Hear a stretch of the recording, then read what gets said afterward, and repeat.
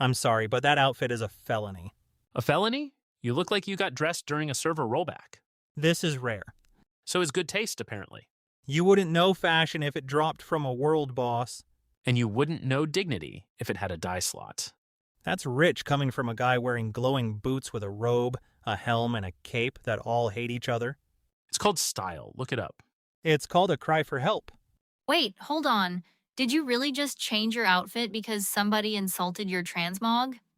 I'm not getting publicly embarrassed in front of the auction house while dressed like a failed anniversary event. Too late. You've already been judged by the council.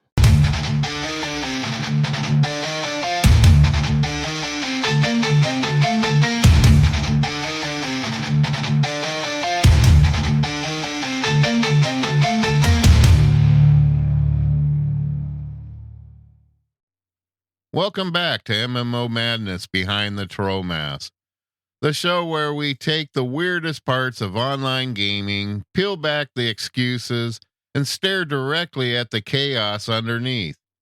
I'm Boss Mode, and today we're talking about one of the most ridiculous, most unnecessary, and somehow most emotionally charged parts of MMO life: fashion drama. Because in a normal world, cosmetics are supposed to be harmless, optional, fun, just a way to make your character look cool, weird, elegant, or intimidating, or like a tax write-off with particle effects. In an MMO, though, cosmetics are never just cosmetics. They are status. They are identity. They are memory. They are money. They are achievements. They are insecurity with better lighting, and sometimes they are the reason two strangers in a city hub are one emote away from public breakdown. That's what makes cosmetic wars so funny. Nobody is really fighting about cloth texture or armor silhouette or whether a cloak matches a mount. They're fighting about what all of it means. They're fighting about who gets to look important, who gets to look rare, who gets to look rich, and who gets to look like they know what they're doing, and who gets to tell everyone else they failed in the vibe check. So today we're diving into the little ecosystem of glamour snobs, transmog tyrants, cash shop shame, fashion flexing, and the deeply human urge to turn character appearance into a battlefield. Let's get into it. The first thing to understand is that MMO fashion works because players are constantly on display. That's the whole trick. You're not dressing a character that lives in private. You're dressing a character that stands in front of hundreds or thousands of people who absolutely have opinions and absolutely will share them. You log in and suddenly you're in a social space where your outfit is doing a lot of talking before you even type anything. Your gear says things about your progress. Your cosmetics says things about your style. Your mount says things about your wallet or your patience or both. Your title says things about your history. Your whole visual presentation becomes a little public announcement. And players notice. Oh, they notice. That's why one person can spend 3 hours fine-tuning an outfit only to hear some random passerby say, "Why does your character look like that?" As if they are the final authority on fantasy aesthetics. That's why some can spend real money on a cosmetic, and the first response they get is not admiration but suspicion. That's why one rare glamour piece can turn a character from anonymous to instantly respected or instantly resented. Fashion in MMOs is a status language, even when nobody wants to admit it. And the weird part is that people who care the most often pretend they don't care at all. They'll say, "I'm just here for gameplay," while standing in a perfectly coordinated ensemble with matching weapons and effects, matching mount colors, and matching housing decor, and a hairstyle that probably required a spreadsheet. Meanwhile, the player who genuinely doesn't care is wearing whatever had the best stats at the time and looks like they got dressed in a hurry during a dungeon queue. Both types are real, both types are valid, but only one of them is likely to tell you your boots ruin the whole look. A huge part of cosmetic drama comes from the fact that appearance becomes a substitute for all the other things MMOs already rank you by. You're ranked by gear, you're ranked by raid achievements, you're ranked by currency, you're ranked by PvP ratings, you're ranked by how long you've been around. Cosmetics slide right into the system and become another little badge of legitimacy. If your look is rare, people assume you've earned something. If your look is expensive, people assume you've spent something. If your look is clean and coordinated, people assume you know what you're doing. If your look is strange, people assume you are either brilliant or completely lost. That's why fashion in MMOs becomes social currency. A rare Transmog piece is not just a piece, it's a conversation starter. A legacy item is not just legacy, it's proof. A premium mount is not just flashy, it's a flex. And a perfectly planned glam is basically a player saying, I understand the rules, and I chose my own anyway. Of course, once people start reading status into cosmetics, the social tension begins. Because some players want the rare thing to stay rare. They want to be exclusive. They want to be recognized as one of the few people who earned or obtained the item back when it mattered. Other players want access. They want old cosmetics to return. They want to have the chance to participate in the same visual culture without being locked out by timing. And then there are the people in the middle who just want everyone to stop screaming about a helmet that no one can even see properly under the lighting of the game. That conflict shows up everywhere. A limited event cosmetic gets reissued and suddenly the forum is on fire. A shop mount looks too cool, and now people are debating whether it's pay to win for the eyes. A legacy armor set gets worn in public, and somebody starts acting like the wearer personally invented prestige. That's the thing about scarcity. It turns ordinary appearance into memory and loss. If you have the cosmetic, you're carrying history around on your character model. If you missed it, you're carrying regret. And if you really want it, every time someone else shows it off, they're basically walking around wearing your disappointment. That emotional pressure is why cosmetic wars are so sticky. They're not about cloth, they're not about access, they're about belonging. They're about the social plan of being on the outside of something other people get to display. And then, of course, there's the money. Cash shop cosmetics create a special kind of tension because they blur the line between style and spending. Some players look at premium cosmetics and see convenience. Some see vanity. Some see monetization. Some see a status shortcut. And some see all of the above and get mad in a way that feels very specific to MMO culture.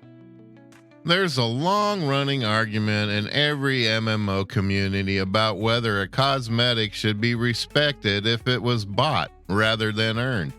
And the answer depends entirely on who you ask and how much they care about their own character looking cool. Earned cosmetics carry one kind of prestige. They say you did the work, beat the content, and logged the hours, and you survived the nonsense and came out with a trophy. Purchase cosmetics carry a different kind of prestige. They say you wanted it enough to pay for it. Sometimes that's admirable. Sometimes it's cringe, and sometimes it's both. Sometimes the same player will mock someone else's paid skin while quietly buying the exact same one when nobody's looking. The hypocrisy is part of the fun. MMO players love judging monetization right up until the item in question is actually too good to ignore. Then suddenly it's, well, I was only going to buy it if it matched my vibe. Sure, absolutely. No one has ever made a compromise in this genre before. Never happened. But it's worth saying this clearly. The problem is not that cosmetics can be bought. The problem is that in a social game, the cosmetic becomes a social statement regardless of how you got it. Players attach meaning to what they see. That meaning can be admiration, resentment, envy, or contempt. And once that happens, every mount, outfit, die set, and weapon effect starts carrying more emotional weight than it should. That's why fashion snobs are so effective. They know that appearance is emotional leverage. They know that telling someone their outfit is bad is not just a comment. It's a tiny social shove. It's a way of saying, I know the rules better than you do. And in MMOs, that kind of statement lands because people really do care about being taken seriously. Now, let's talk about the players who have turned fashion into a full-time personality. Every MMO has glamour obsessives. The people who can tell you the exact shade of a dye. The people who know which chest piece works with which boots. The people who build outfits around shoulders, capes, glows, and silhouettes like they're staging a fantasy magazine shoot. These people are often impressive. They push visual culture forward. They make the game prettier. They inspire others. They can also become completely insufferable in about 4 seconds. Because once fashion becomes your identity, every other outfit starts looking like a moral failing. They're not just giving opinions anymore, they're issuing rulings. That helm ruins the profile. That cape is way too busy. That mount clashes with the overall theme. That dye choice is criminal. That set is trying way too hard, and that glam is unfinished. And here's the part nobody likes to admit. Sometimes they're right. There is such a thing as bad fashion. There is such a thing as a look that is objectively chaotic. There are characters out there with 6 clashing colors, 3 different eras of design, glowing effects in places that should not glow, and accessories that look like they were selected by a deeply unwell treasure goblin. The joke writes itself. But the line between funny criticism and social domination is thin. When the mockery stops being about the look and starts becoming about the person, the whole thing gets ugly.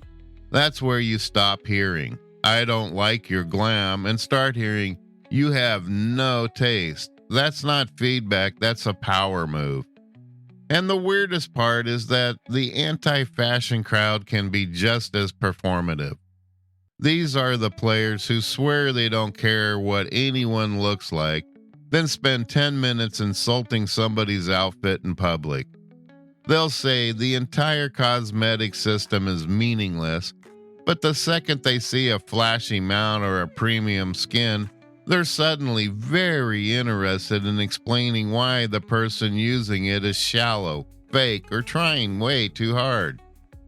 If fashion really doesn't matter, why are we still talking about it? That's the question that should end half the MMO chat arguments. The answer, of course, is that fashion absolutely matters in these spaces. Not because it changes combat, not because it changes progression. It matters because it changes perception. And perception is everything in a social game. Players don't just want to play. They want to be seen a certain way while they're playing. They want to project competence, style, wealth, originality, and confidence. The cosmetic layer gives them a way to do that instantly. That is also why people are so quick to use appearance as a weapon. If you can't beat somebody in raid progress, you can make fun of their outfit. If you can't outdamage somebody, you can mock their mount. If you can't dominate the social scene, you can at least try to control the vibe by making other people feel tacky. It sounds petty because it is petty, but petty is powerful when it's public. That's where fashion drama starts drifting into actual toxicity. New players get mocked for their basic looks. Casual players get treated like they're not trying hard enough. Older players get weirdly possessive about things they've obtained years ago. People with expensive cosmetics get accused of buying identity. People with simple cosmetics get accused of not caring. People who like weird combinations get told they're ruining the aesthetics of the entire area, as if the zone was a museum and they walked in wearing a joke. And if you spend enough time in MMOs, you've seen how quickly this can turn from light teasing to exclusion. A guild that jokes about your outfit every now and then is one thing. A guild that makes style into social ranking system is another. The first is community. The second is just mean with better branding. There's also a deep contradiction in MMO fashion culture that's worth calling out. These games often sell customization as freedom.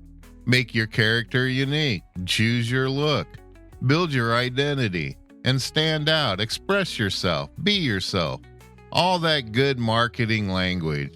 Then the community immediately steps in and starts enforcing its own standard of what good expression should look like. So the game tells you to be creative, but the social ecosystem rewards conformity to whichever aesthetic the loudest players like best. That's a very MMO problem. You are promised limitless freedom, then gently punished for using it wrong. And because the games are social, those punishments stick. A bad outfit can become a meme. A weird dye choice can become guild history. A player who wears something unconventional can get remembered for it long after anyone forgets what raid they were doing. In some communities, that's fun. In others, it's straight up warning label. But maybe that's why fashion matters so much in the first place. It's one of the few systems where players can communicate without speaking. Your look says whether you care about the social side of the game. It says whether you're trying to impress. It says whether you're willing to spend, grind, and improvise. It says whether you're going for fear, elegance, chaos, nostalgia, or pure visual nonsense. And that means every outfit is a little statement. Sometimes it says, I have taste. Sometimes it says, I have money. And sometimes it says, I have history. Sometimes it says, I have no idea what I'm doing. And sometimes it says, I am here to upset people. And sometimes it says, I got this from an event 5 years ago, and I will never stop reminding you. That last one is very specific kind of MMO player. Now let's talk about the community impact, because this is where the comedy and the reality start overlapping. When fashion culture is healthy, it's great. It gives players a reason to log in even when they're done with combat. It creates social events. It creates screenshots. It creates guild identity. It makes city hubs feel alive. It gives people a low-stakes way to engage with the game and with each other. When it goes bad, it becomes another ranking system, another gate, another way to separate real players from everyone else. That's the ugly part, because once fashion becomes legitimacy, people start using it to sort the community. If you have a rare thing, you're in. If you bought the thing, you're a suspect. If you don't care enough to optimize your look, you're beneath notice.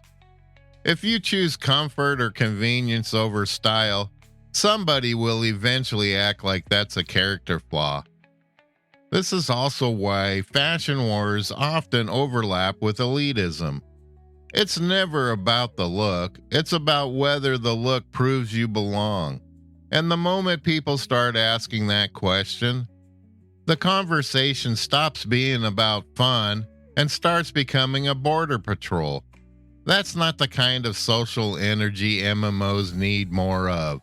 They already have enough systems that make people feel behind. They already have enough ways to compare, rank, and measure each other. Cosmetic should be the part that lets people breathe a little. They should be the part that lets people be weird, expressive, funny, elegant, imitating, ridiculous, or all five at once. And honestly, they usually are. That's why people love them. But the fact that something is fun does not make it harmless. The minute a community turns style into a social weapon, the fun gets quieter and the insecurity gets louder. So here's my take. The best cosmetic culture is the one that lets people show off without making everyone else feel stupid.